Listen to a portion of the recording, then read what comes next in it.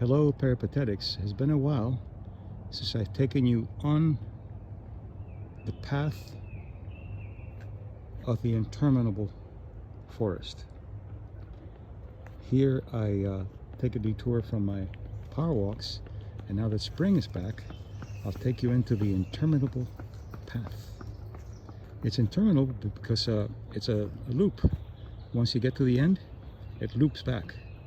So now we have here spring, and slowly moving in till we get to that private place. It's only for you and me to enjoy.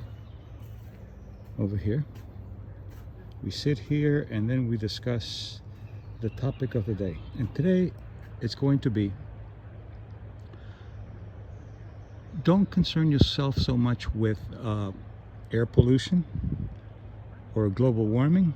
They're important, but there's something more important that's going to be impacting you a lot more, which is thought pollution. And we do that to ourselves every single day. And where does that come from? It comes from the observations that you had in your life from people that are significant.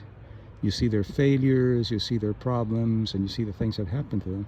And although they tell you, oh, don't be like me, don't do this, observational learning is very powerful. It comes before language, because children have no language at first, but they observe, and observing creates these neural maps, and then you give it language.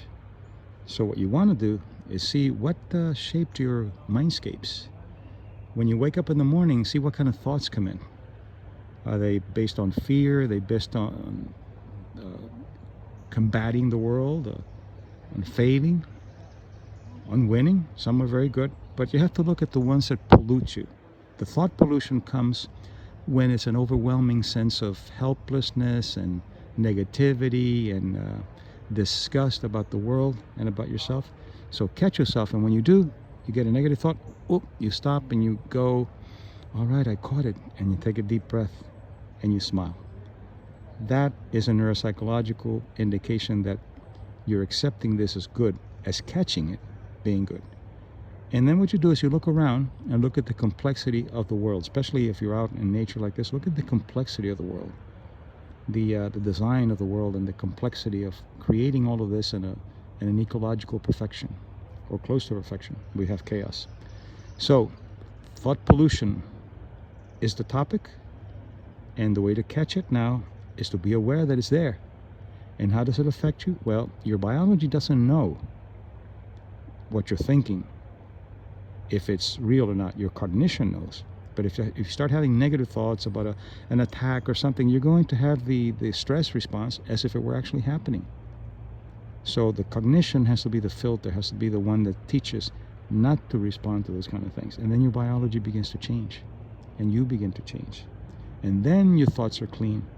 Then you can look at all these other things about pollution, air pollution, and all these other things that are going on. But the most important is the thought pollution. So let me end with the sound of that airplane. How synchronistic. We have an airplane here in the middle of nowhere, in the forest. Let's let it pass so we can say goodbye in a more peaceful way. So remember, a commitment for cleaning your thought pollution. And don't tell me you don't have time in the morning. I don't want to hear it. That's bad. That's excuse. You're worth it. So, end of argument. Take time for yourself. Clean up your thoughts. Make them pristine. Not Pollyanna. You can see some bad things in the world, but you don't engage them. You get into a world of serenity, hope, and joy.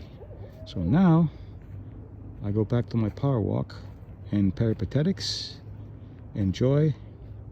And for now, we say goodbye to the interminable path in the contemplative forest. Enjoy.